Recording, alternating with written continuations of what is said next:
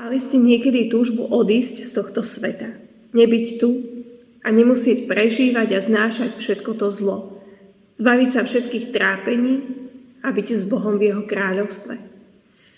Ak ste takúto túžbu mali, nemusíte mať výčitky svedomia.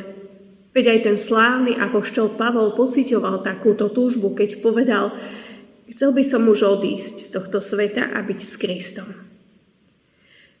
Pán Boh však od nás neočakáva zbabelý útek, ale aktívne svedectvo. Preto aj vo svojej modlitbe Ježiš svojmu nebeskému Otcovi hovorí: neprosím, aby si ich vzal zo sveta, ale aby si ich chránil pred zlým. Prečo Ježiš nechce, aby sme z tohto sveta odišli skôr? Preto, aby sme tu žili ako Božia reklama. Kto iný, ak nie my kresťania, budeme hovoriť ľuďom o Ježišovi a o tom, čo pre nás urobil na Golgotskom kríži? Kto iný, ak nie my kresťania, budeme svetu pripomínať, že je tu nebeský Otec, pred ktorým sa raz budeme zodpovedať? A kto iný, ak nie my kresťania, bude prejavovať tomuto svetu a ľuďom v ňom bezpodmienečnú lásku? Sme povolaní, aby sme v tomto svete boli Božími svedkami a nástrojmi. Takúto úlohu má pre každého jedného z nás Pán Boh. A preto Ježiš nechce, aby nás nebeský Otec vzal z tohto sveta priskoro, ale túži potom, aby sme tu zostali a boli ochránení pred všetkým zlým. Možno si povieme, že Pánu Bohu to celkom nejde dobre, lebo je dosť veľa zlých vecí, ktoré sa dejú aj nám, kresťanom.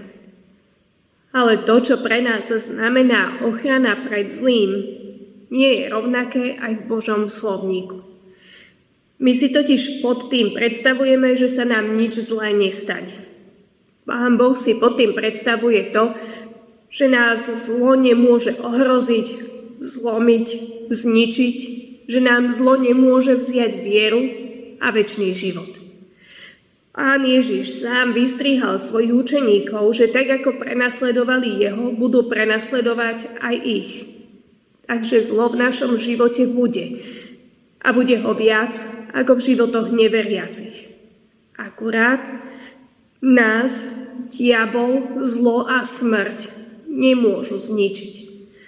My predsa máme Ducha Svätého, ktorý nám pomáha správne sa rozhodnúť v pokušeniach, odolávať zlu a mať nádej v smrti. Bolo by to isto oveľa ľahšie odísť z tohto sveta. Ale potrebné je, aby sme tu ešte zostali až dovtedy, kým o tom Pán Boh nerozhodne inak. A keď tu už sme, konajme to, k čomu sme Bohom pozvaní a verme, že nás Hospodin ochráni od všetkého zlého a že nám nič neuškodí ani teraz a ani pre večnosť. Amen.